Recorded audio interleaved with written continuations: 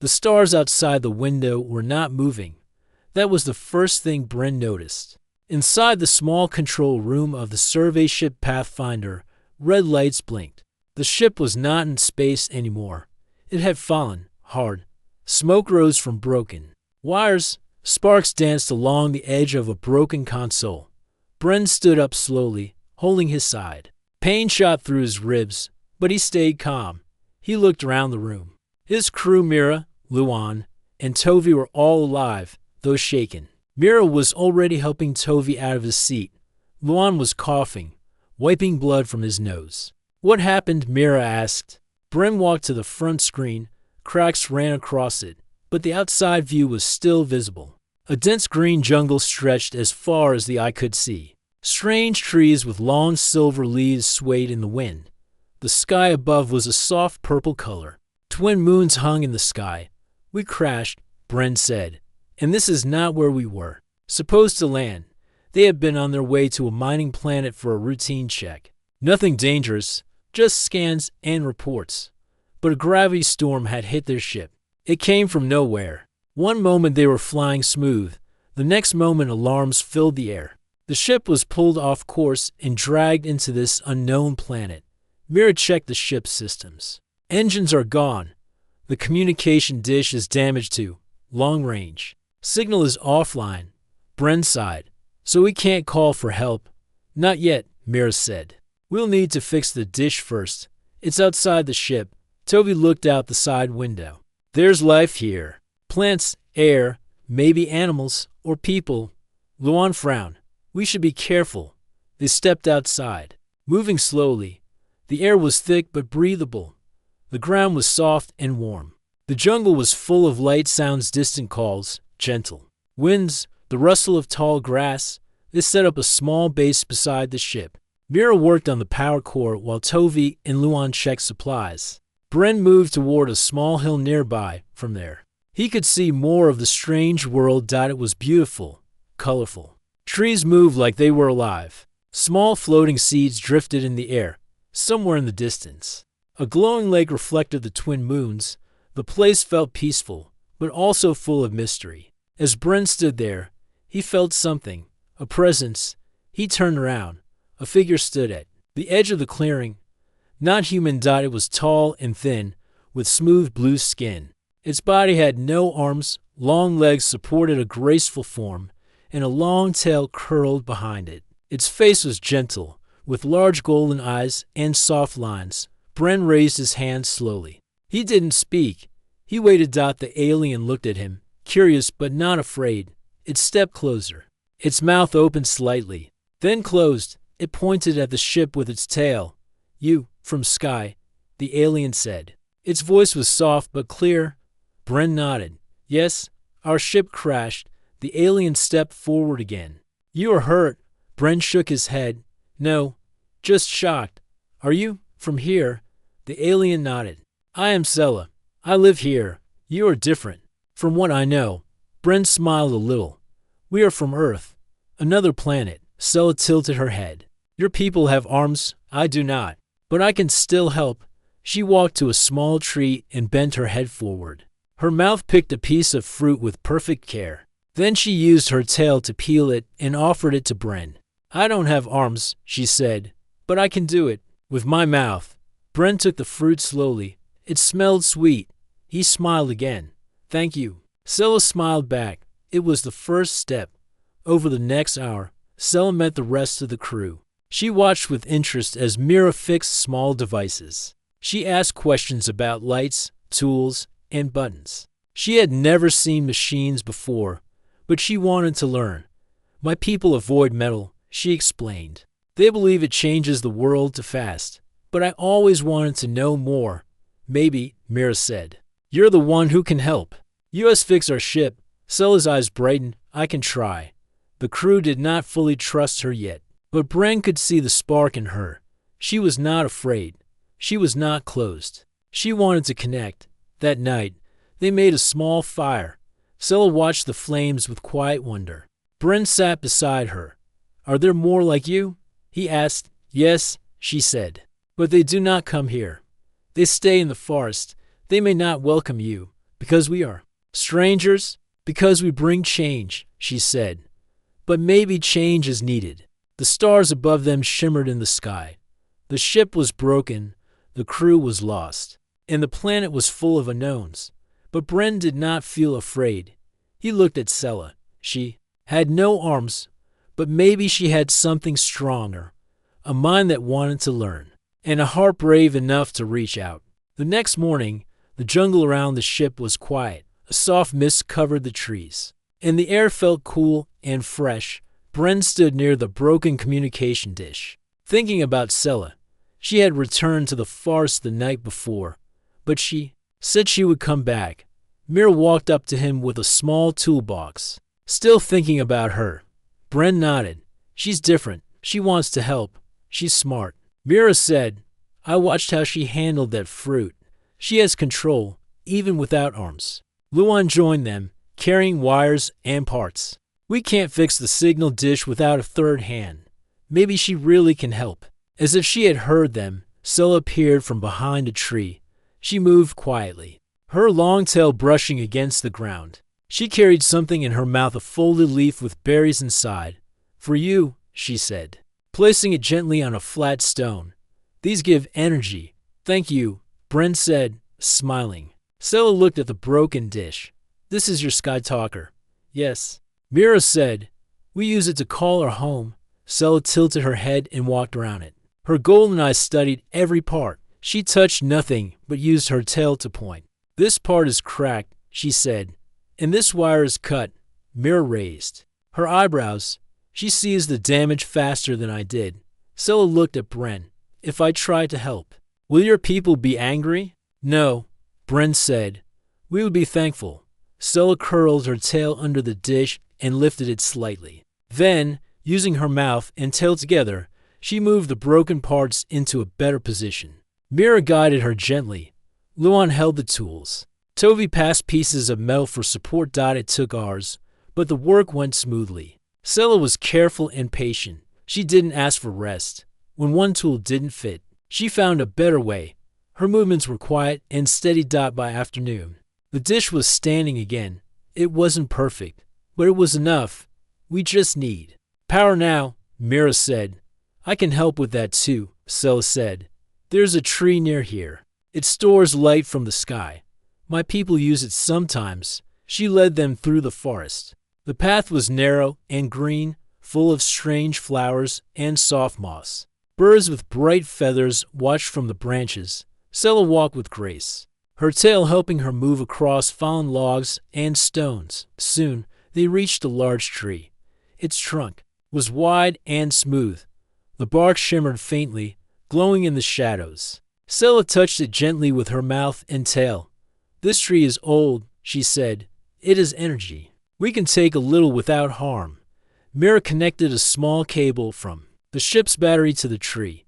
The power began to flow. A soft light blinked on the control pad. It's working, Mira said. Enough to send a short signal. They rushed back to the ship.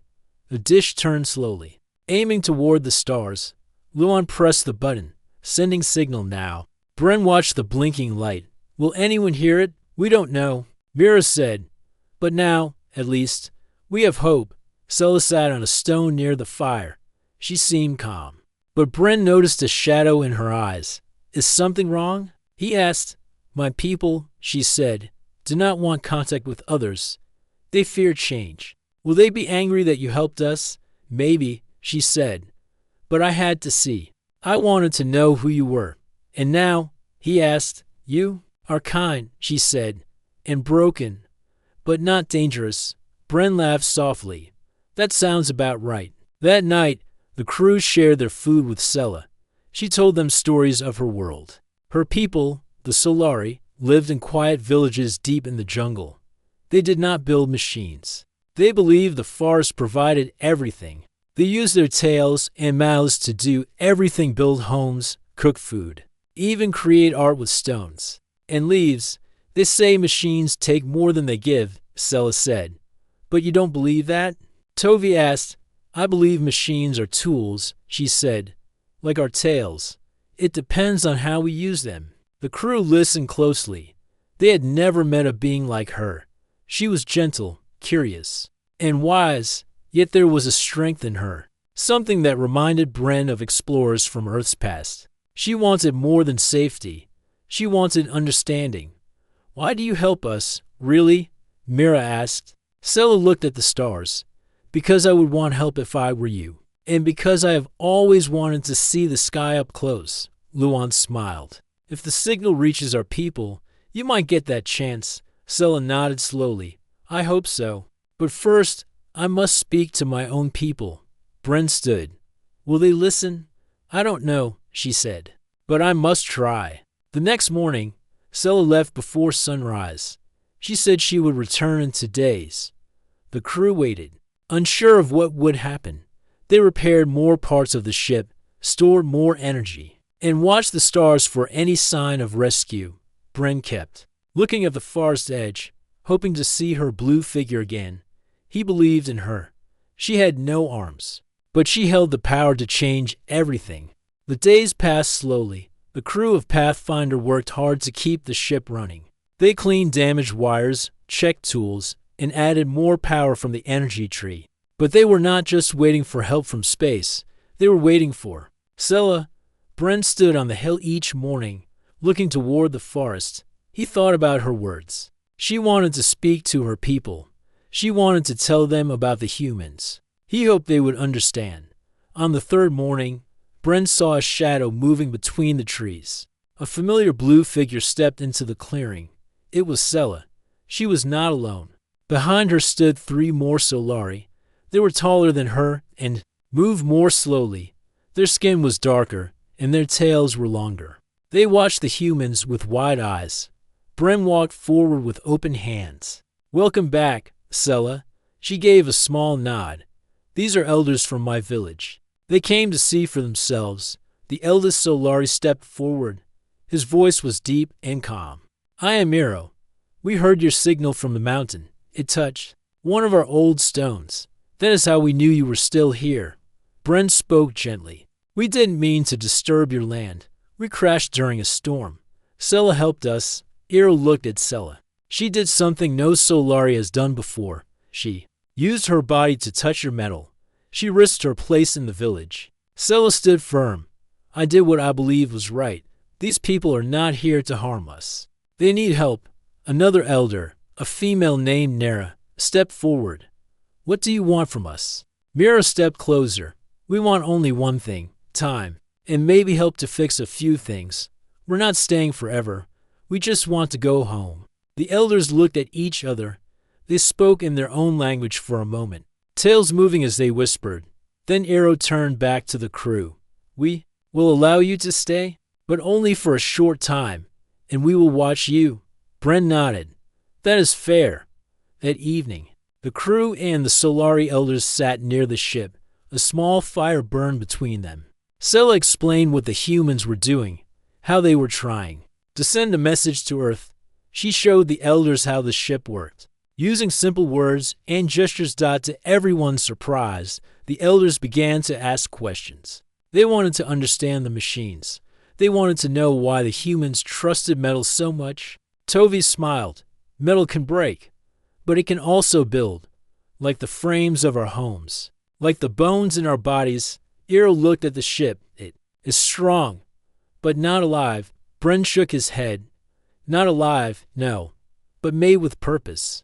Just like your forest homes." That night, something changed. The air felt softer. The fear between the two groups was less. Sela saw it too. Her eyes were bright, and her voice was steady. The next day, Sela began to help with more repairs. She used her tail to lift tools and her mouth to hold small parts. She was careful, moving with slow, thoughtful motions. She followed instructions and asked questions. She wanted to learn. Mira taught her how to use a scanner. Tovi showed her how the power cells worked. Luan explained the cooling system of the ship. Sela listened to everything. Her memory was strong. She made no mistakes. The elders watched from a distance. They didn't speak much, but they saw what Sela was doing. She was not only helping the humans, she was learning something new, something powerful. Later that evening, Iro walked to Bren. His voice was quiet. Scylla is changing. She is thinking like you. Bren looked at the fire. She is thinking for herself. That's a good thing. Eero nodded slowly. Yes, but it will bring questions to our people. Bren turned to him. Maybe that's what every world needs, questions. It means people are awake. That night, a light rain fell.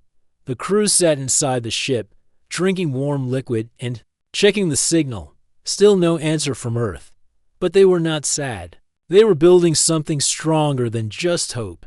They were building trust. Scylla stayed with them longer this time. She asked to sleep near the ship. She said the stars were clearer from there. Bren gave her a blanket, and she curled beside a warm rock, her tail wrapped around herself like a quiet shield. Before sleeping, she spoke softly. Today, my people saw that I am not afraid.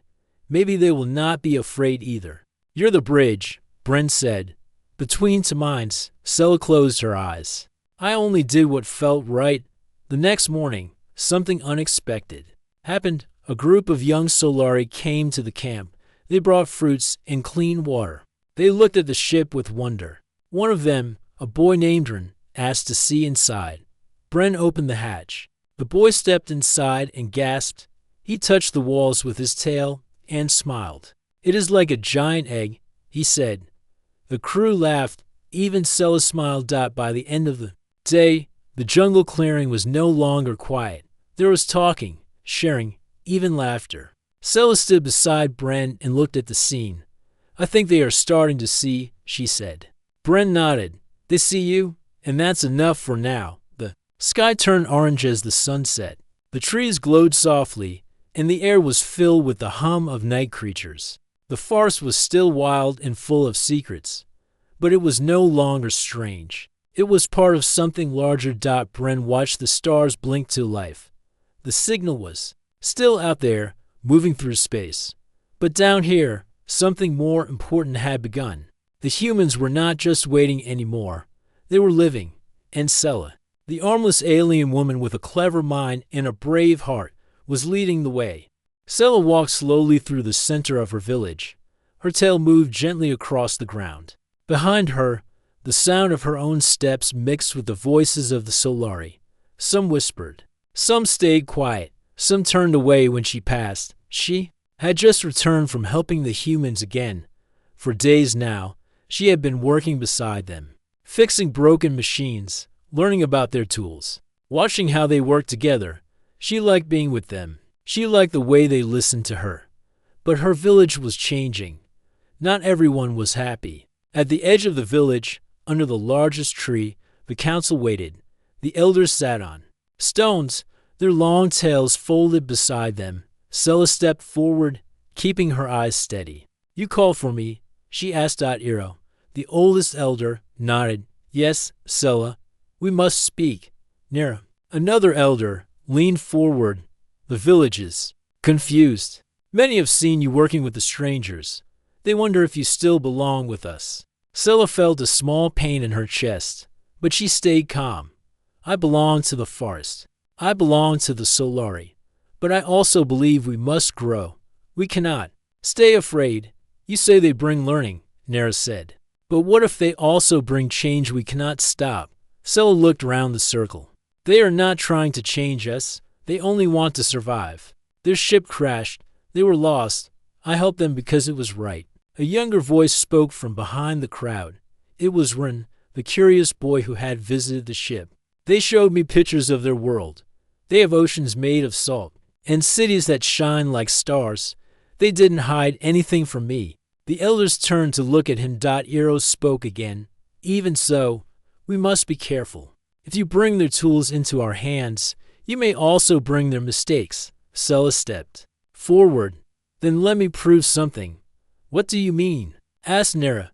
I will build something, Scylla said. Something made by both our ways. If it harms nothing and helps both sides, will you listen then? Eero raised an eyebrow. What will you build? Scylla's voice was calm but strong. A power machine, not like the human ship, small and gentle. It will take energy from the plants and give it back in light. A balance between their knowledge and our life. The elders looked at one another. Very well, Eero said at last. You may try, but you have only 3 days. If it fails, you must return to the village and stop this path. Sela nodded. I agree. Back at the ship, the crew was sitting near the fire when Sela arrived. Her face was thoughtful, but her eyes showed a quiet fire. They gave me a chance, she said. I have 3 days to show them that peace and knowledge can live together. What are you going to build? Bren asked. A machine that creates light from plant energy. Sela said, nothing big, but enough to show it can help both sides. Mira stood up. We have tools.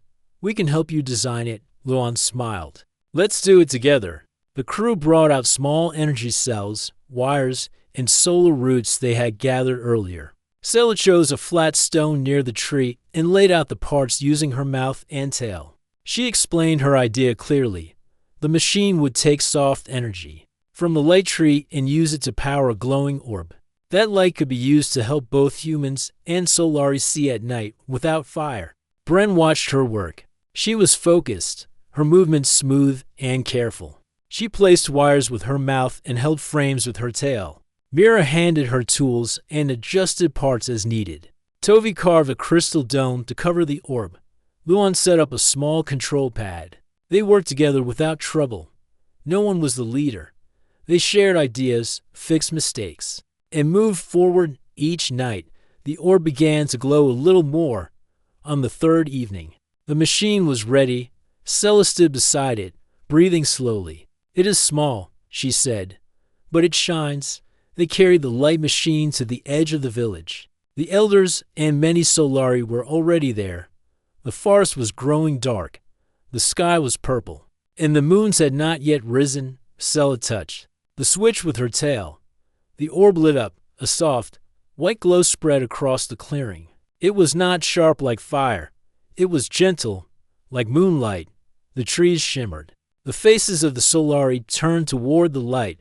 Some of them stepped forward. Their eyes were wide with wonder. It is warm, one whispered. It does not burn, said another. Eero stepped closer. What is the source? Sela pointed to the small root connected to the machine. The energy comes from the tree. We only take a little. The tree remains healthy. It gives freely. As long as we respect it. Nera looked at the orb. And this can be made without danger? Yes, Sela said.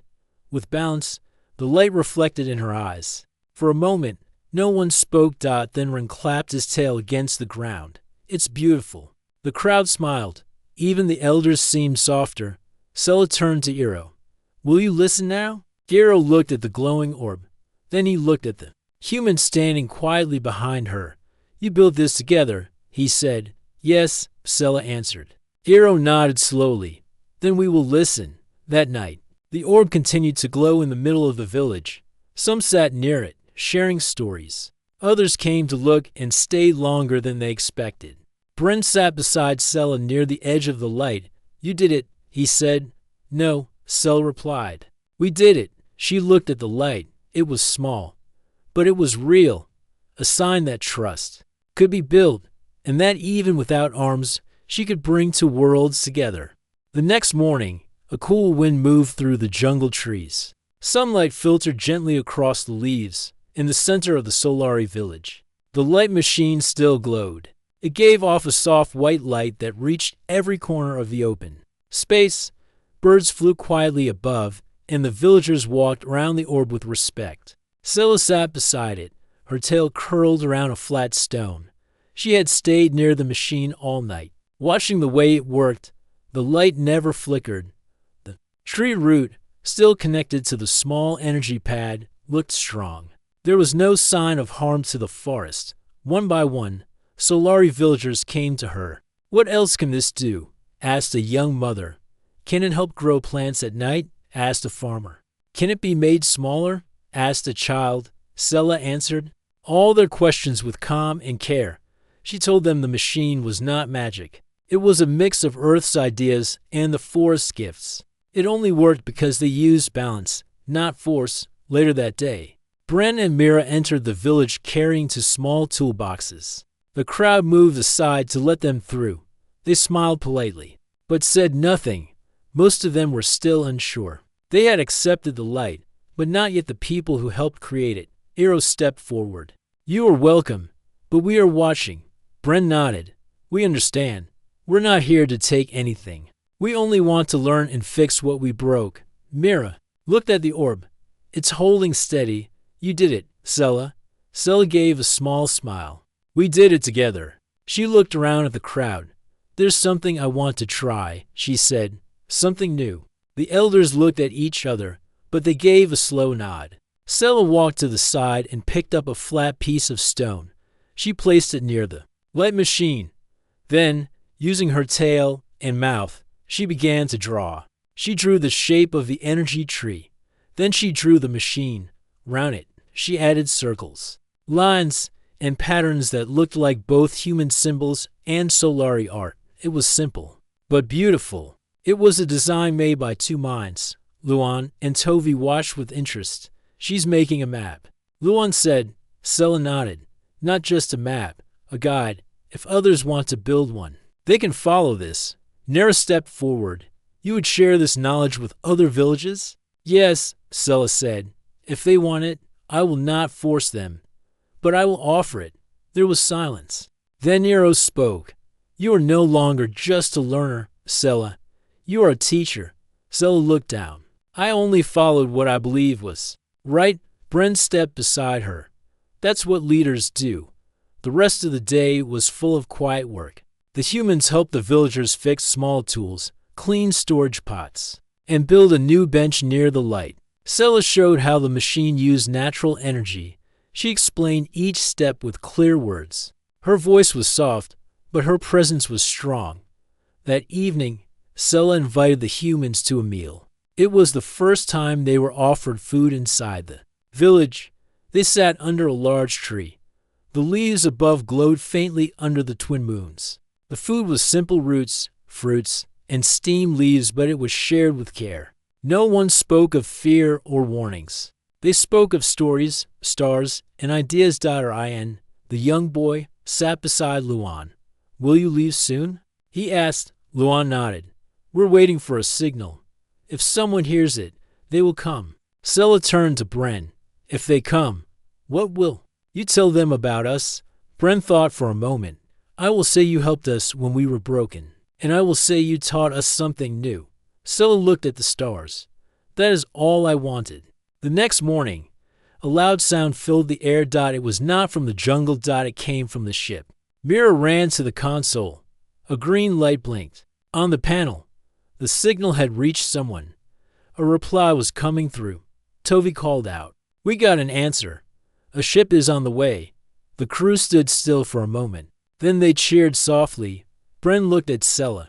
They heard us. Sela smiled, but her face also showed something else, quiet sadness. You will leave. She said. Double quotes, yes. Bren said, but not forever. You opened a path. We won't forget that. Eero and the other elders arrived at the ship. They had heard the news. We are glad you found your way, Eero said, and we are thankful for the light. Sela turned to them. I want to go with them. The elders were silent. Nera spoke first. Why? I want to see the stars. I want to learn more, and I want to share what I learn. You may not return the same, Nera said. No one returns the same, Sela replied. But I will return with truth. Eero looked at her with pride. Then go. Be our voice among the stars. That night, the crew prepared their ship for takeoff. Sela helped them one last time. She checked the wires, packed small tools, and cleaned the control room using her tail. When the rescue ship arrived, it hovered gently over the jungle. A soft light bathed the area. No trees were harmed. It came in peace. Sela stood at the base of the ramp. She looked at her people, her forest, and the machine she had helped build. Then she looked forward. She had no arms, but she had strength, and she had a future among the stars. The rescue ship hovered quietly over the forest. Its surface was smooth and silver, reflecting the trees and sky. A wide ramp opened from its side, touching the soft ground near the humans' broken ship. Bren stood near the ramp with Mira, Luan, and Tovi. They were tired but smiling. Their faces showed relief. After so many days of silence, their message had reached home. Scylla stood beside them, her tail resting across her feet. Her golden eyes looked at the ship, then at the forest behind her. She had made her choice. "You're sure about this?" Bren asked. Scylla nodded. "Yes, my people gave me their blessing, and I want to learn more." "You'll be the first of your kind to leave Orvina," Mira said. "I know," Scylla replied. "But someone has to be first." A soft voice spoke from the ship's doorway. It was Commander Reen, the pilot of the rescue vessel. She stepped down the ramp with slow, careful steps. She looked at the humans. "We received your signal. You're lucky we were near this system." Bren nodded. "We're lucky in more ways than one." Reen turned her eyes to Scylla. She raised her eyebrows slightly. "And who is this?" "This is Scylla," Bren said. "She saved us, and she's the reason we're standing here." Reen gave a respectful nod. "Welcome, Scylla. You've done something brave." Scylla returned the nod. "Thank you. I hope to understand your world." "You will," Reen said, "and we'll be careful with yours." The crew packed their few belongings. Most of their equipment was damaged or left behind, but they carried one thing with great care: the small light machine. Scylla had asked to take it with her, not as a tool, but as a symbol, a memory of what they had built together. As the sun began to set, the people of the Solari village arrived one last time. Elders, children, and families gathered near the clearing. Some brought fruits, others brought woven cloths, gifts for the journey. Eros stepped forward. His voice was calm. "You leave with our respect, Scylla, and with our hope. I will speak for us," Scylla said, "and I will return." Ren ran to her side. He handed her a small stone with patterns carved into it. "For your new home." Scylla touched the stone gently with her mouth and placed it in a pouch. Bren turned to the villagers. "You helped us when we were lost. We will never forget." The ramp began to rise. The rescue ship's lights turned soft and blue. The jungle floor shook gently as the engines warmed up. Wind rushed through the trees, lifting leaves into the air. Scylla stood beside Bren as the ship rose into the sky. She looked down at her home one last time. Then the jungle disappeared behind the clouds. The ship moved through space at smooth speed. Stars passed by like quiet lanterns. Inside, the rooms were clean and quiet. Scylla stayed near the observation window, watching the stars. Bren joined her. "You're very calm," he said. "I'm listening," Scylla replied. "To what?" "To the silence." Bren smiled. "You'll hear many things out here. Silence is just one of them." Mira came in holding a tablet. "The central station is 2 days away. Once we reach it, you'll be officially welcomed." "Will I be tested?" Scylla asked. "Only in friendly ways," Mira said. "People will want to ask questions. They'll want to understand. I will answer what I can," Scylla said. "And I will ask my own questions too." Tovi appeared from the hallway. "The light machine is working. It glows the same way it did in the forest." Scylla's face lit up. "Good. It's a piece of home." 2 days later, the rescue ship reached the human central station. It floated above a small planet covered in clouds. The station was large, like a silver flower in space. Lights blinked from every side. Inside the station, many people waited. Scientists, leaders, students, reporters. Everyone wanted to meet the alien who helped save a human crew. As Scylla entered the station, eyes turned to her. Some people looked surprised, some were curious, but none were unkind. A soft voice spoke over the speaker. "We welcome Scylla of Orvina, a guest, a builder, a bridge between worlds." Scylla bowed her head slowly. "Thank you." She was shown a room where she could rest. It had soft lights, smooth floors, and pictures of forest on the wall. The bed was low to the ground, and a quiet hum filled the air. It was strange, but peaceful. Later, she met with a group of scientists. They asked her how she built the light machine. She showed them using her tail and mouth. They watched with wonder. One of them said, "You don't have hands, but you have skill." Scylla replied, "Hands are only one way to create. The mind is what matters most." Over the next few days, Scylla gave many lessons. She taught how her people used the forest, how they lived without machines, how they believed in balance, not control. In return, She learned about Earth. She saw oceans from space. She listened to music made from wind and wires. She watched humans create with metal, stone, sound, and light. One evening, Bren found her looking out the window again. "What do you think of us?" he asked. "You are full of ideas," she said. "Some of them are dangerous, but many are beautiful. And what do you want to do next?" "I want to learn more, and I want to teach more." She turned to him. "I don't have arms, but I can speak. I can build. I can show others what is possible." Bren nodded. "And you've already done that." Back on Orvina, the light machine still stood in the village center. It glowed each night, bringing soft light to the forest. Villagers sat near it, told stories. And remember the one who built it. Ryan often looked at the stars. He wondered what Sella was seeing, and what she would bring back when she returned. Sella had crossed the stars not as a visitor, but as a voice. She came from a quiet forest. She had no arms, but she had purpose. And now, two worlds were no longer strangers, because she believed in what they could build together. Sella stood inside a large dome made of clear crystal.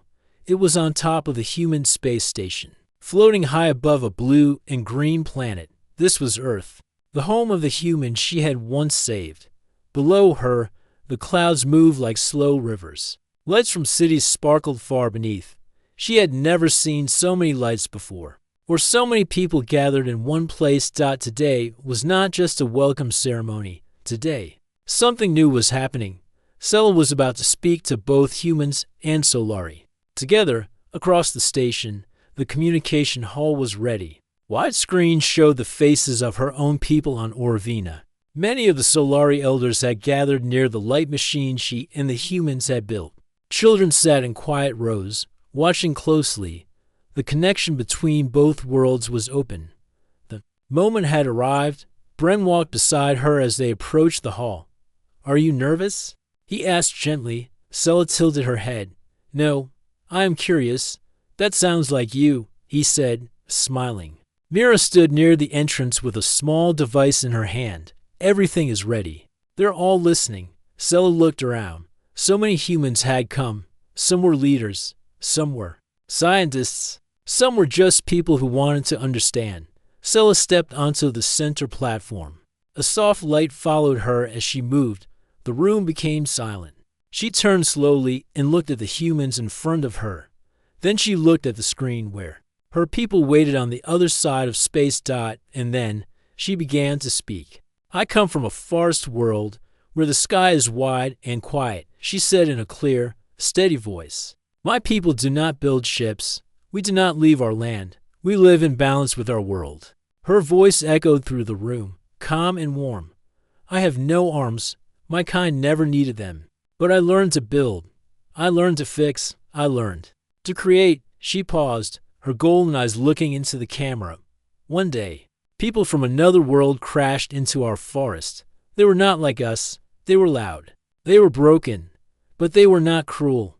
They were lost." Sella raised her head slightly. "I helped them, not because I was asked, not because I was told, but because I believed they could change. I believed they could learn. And they did." She pointed gently with her tail toward Bren, who stood quietly nearby. "They taught me how to make something new. A light, a machine that gives back. We made it together. It did not take arms. It took trust." People in the room leaned forward, listening closely. "My village once feared machines. Now, we use one to light the night. My people once feared humans. Now, they watch this moment with open eyes." Sella smiled softly. "I came here to see more, to learn more, to speak, not for myself, but for all those who believe in peace. I come not as a visitor, but as a bridge." She lowered her voice, steady and full of meaning. "We are not so different. We want to live. We want to create. We want to share." Then she looked back at the camera one last time. "I don't have arms, but I have a voice. And with that voice, I will speak for two worlds." The room stayed silent for a moment. Then the sound of soft clapping began. It grew louder. It spread across the hall. On the screen, the Solari elders stood. They moved their tails in slow circles. The sign of deep respect in their culture. A child from the crowd stood up and said, "She's amazing."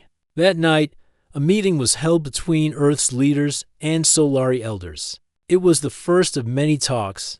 There were questions, there were fears, but there was also hope. Scylla sat at the center of every table. She answered questions with care. She asked questions with respect. She never rushed. She never judged. And people listened. Later, the Council of Unity decided something new. They named Scylla the first Interworld Ambassador, not because she had arms. Not because she had strength, but because she had courage. Because she believed that one kind could help another. Weeks passed. Scylla remained on the station, learning Earth languages, studying human science, and teaching others about the forest world of Orvina. The light machine she brought still worked perfectly. Visitors came to see it every day. Children were taught its story in their classrooms. A new version of the machine was sent back to Orvina as a gift, stronger and brighter. Ian, her young friend from the village, received it with a wide smile. He now led a group of Solari learners who studied the machine and taught others about it. Back on Earth, some humans began to grow trees in small garden domes, modeled after Orvina. They wanted to see what it felt like to walk among tall trees, to listen to quiet winds, to live with nature again. Scylla often walked in these domes when she missed home.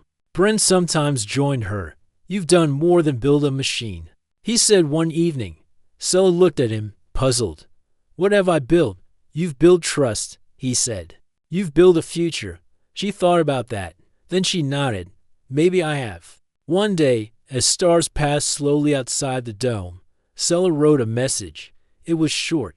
It would be sent to every child on Earth and Orvina. She wrote, "Even without hands, you can build. Even without wings, you can fly.